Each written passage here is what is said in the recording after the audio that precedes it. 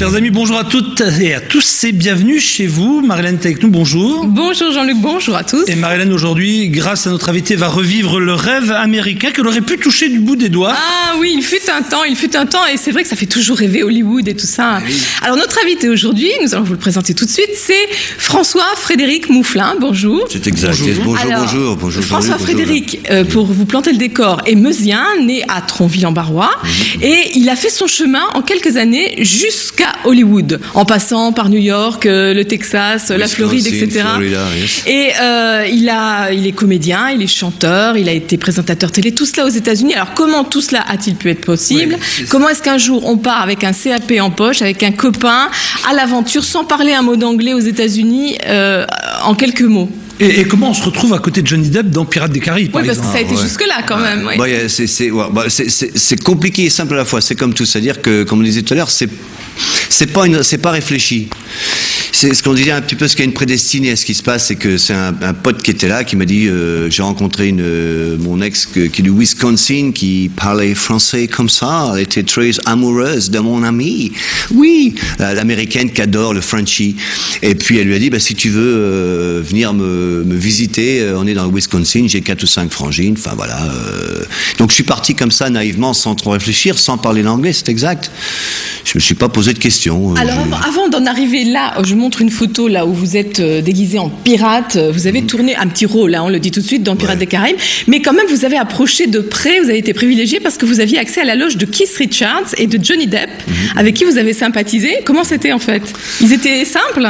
Ouais, j'ai passé 2 semaines comme je disais, donc la plupart du tournage dans le film on boit très peu, c'est pas ma carrière, je dirais, pour moi c'est rien de mirobolant dans la profession en tant qu'acteur, mais c'est vrai que c'était très sympa de partager la loge avec Johnny Depp et Keith Richards. Pourquoi il voulait pas refaire son français, Johnny Depp ? Mais c'est pour ça d'ailleurs, je veux dire, c'est trop marrant parce que quand je suis rentré dans la loge, il y avait 2 Johnny Depp, mais à l'identique, parce qu'on a toujours des doubles un petit peu dans certaines situations, et je me suis dit, je vais quand même pas passer le temps que je dois passer ici sans rien dire.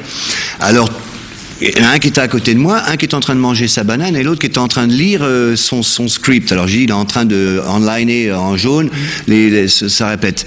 Alors pas culotté, je lui tape sur l'épaule, je lui dis, alors Johnny, comment ça va Vanessa ? Alors il me fait, you know who you're talking to, you know I'm Johnny. Je dis, je sais bien que c'est toi. Mais je voulais, mais je disais, peut-être, je voulais entendre ton français parce que je sais que tu parles français. Alors il me dit, oui, je parle français. Bien, et Vanessa, elle va très bien.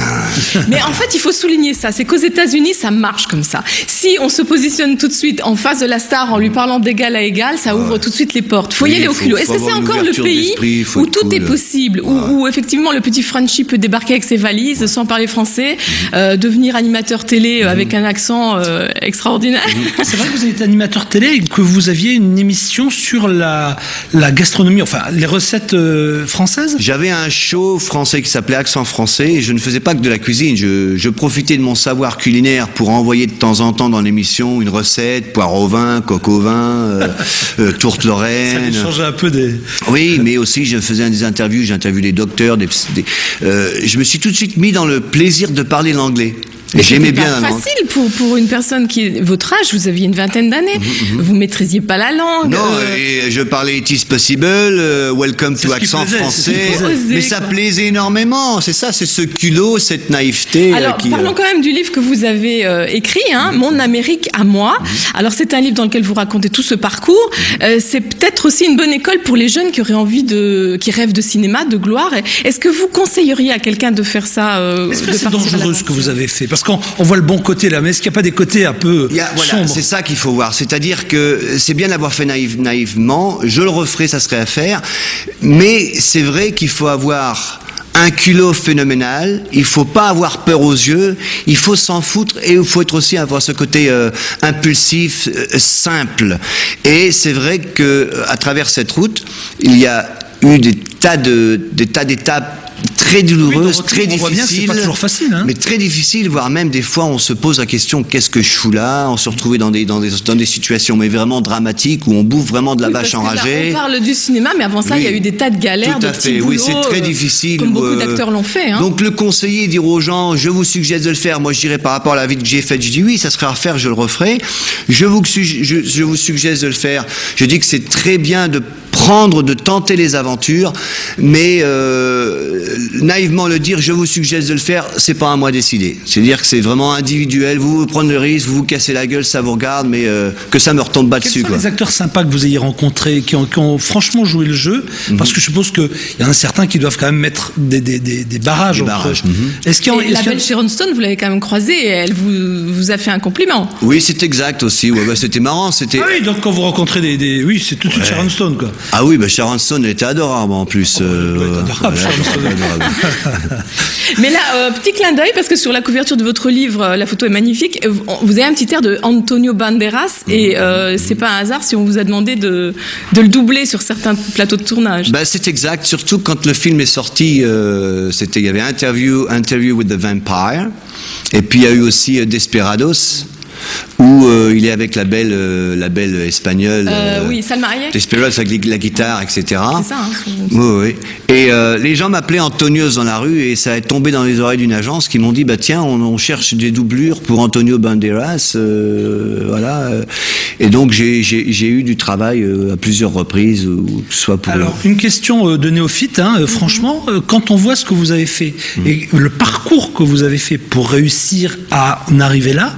Pourquoi est-ce qu'aujourd'hui vous êtes sur notre plateau, revenu en Lorraine, en France? Pourquoi vous faites le chemin inverse maintenant? Oui, c'est pas vraiment le chemin inverse. Moi, je suis revenu en France parce que premièrement, la France, donc c'est mes racines, voilà. Donc je suis aussi lorrain d'origine, ne pas oublier, c'est-à-dire qu'il n'y a pas que les Parisiens qui succident dans Émeusien.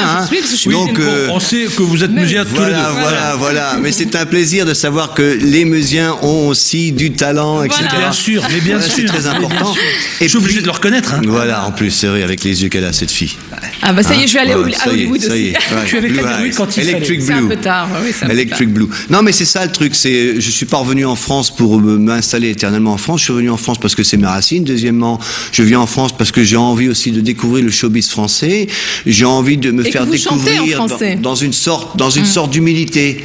Qu'on dise, tiens, il a fait ça et ça, que c'est pas un jeune premier, qu'il n'arrive pas avec cette idée égocentriste du moi je suis un tel et un tel. Non, l'idée c'est de rentrer dans le monde artistique français pour me faire découvrir et pourquoi pas créer une émission, justement, peut-être, sortir un album. On ne sait jamais, pour vous faire entendre quelques notes de guitare et François quelques Frédéric, mots. j'ai vu que vous aviez ramené la guitare. Allez, on se quitte avec ça? On se quitte avec une petite chanson. Merci en tout cas d'avoir pris un peu de temps. Je profite pour signaler que vous êtes également à l'affiche dans un rôle principal du film Cain et Abel, qui va bientôt sortir, et donc qui sera sur grand écran prochainement. Mais voilà.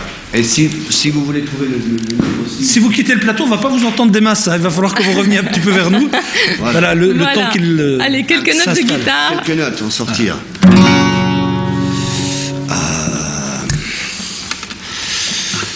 Pour l'occasion. Allez. Celle-ci s'appelle Je ne suis pas catalogué.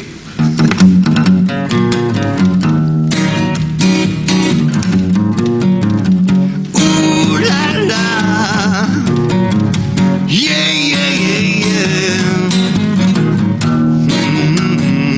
Je ne suis pas catalogué. And if you please, don't ask me why. Je ne suis pas catalogué. Moi, vos histoires, ça me regarde pas. Mais ne me demande pas pourquoi.